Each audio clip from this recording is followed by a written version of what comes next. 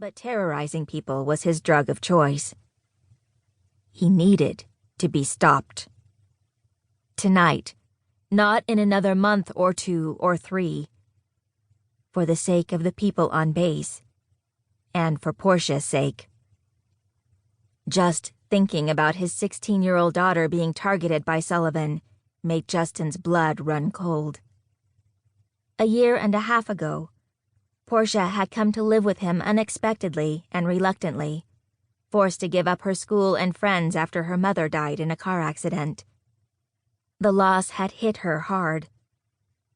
A shy teenager who seemed to have trouble connecting with her peers, she turned to the internet for comfort and amused herself by blogging. Unfortunately, she'd chosen the wrong topic and had been unmasked as the anonymous blogger on the Red Rose Killer. She'd had no idea, of course, that Justin and Boyd had crossed paths long before Boyd's escape from prison. She'd had no idea just how much danger she was putting herself in. While Justin and his team had struggled to find Boyd and identify the anonymous blogger, Portia had been quietly listening to their conversations and gathering information that she'd posted online. Worse, she'd mocked Boyd, a man who was as arrogant as he was dangerous. That, along with being Justin's daughter, had put her in the crosshairs of the killer. She'd received a threatening note from Boyd a week ago, and that terrified Justin. If anything happened to Portia, Justin would never forgive himself. Please, Lord, help me keep her safe. The prayer flitted through his mind as he turned into a cul-de-sac and eyed the darkened windows of the houses there. This was the quiet residential area of the base. Single-family homes that housed the larger families of airmen and officers. It's the brick 2-story, right?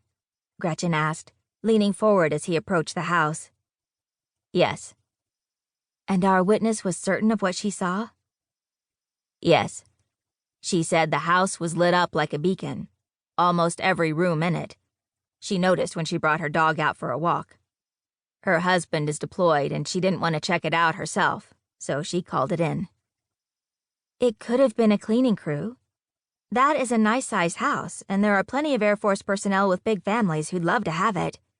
I doubt it's going to stay empty long, Gretchen suggested as Justin pulled into the driveway of the 2-story brick home.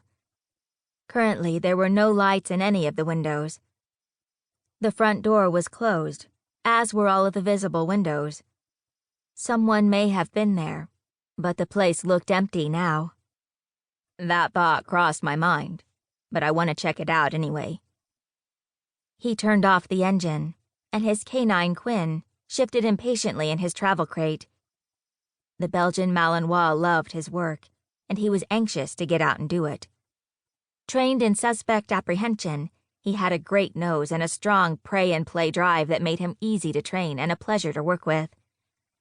When they'd first been partnered together, Quinn had reminded Justin of Scout, a German shepherd he'd found as a puppy and fostered until he was old enough to enter the canine training program.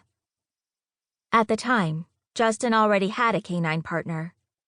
Scout had been partnered with another officer and earned a reputation for being a superstar on the team, but he'd remained one of Justin's favorite dogs. Now he was missing, along with 2 more of the 4 superstar German shepherds that had been released from the kennels by Sullivan. Ready, boy? Justin asked his canine as he climbed out of the SUV. Quinn shifted again, whining softly. What's the plan? Gretchen asked, following him to the back of the SUV. Quinn and I will do a perimeter search. He'll know if someone is here. You and Quinn? And I'm supposed to wait here and twiddle my thumbs?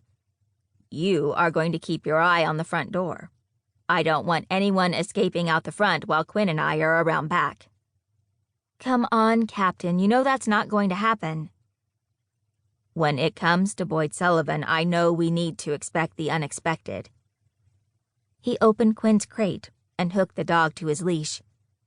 When it comes to Sullivan, you'd be happy if you could keep everyone away from him. Admit it.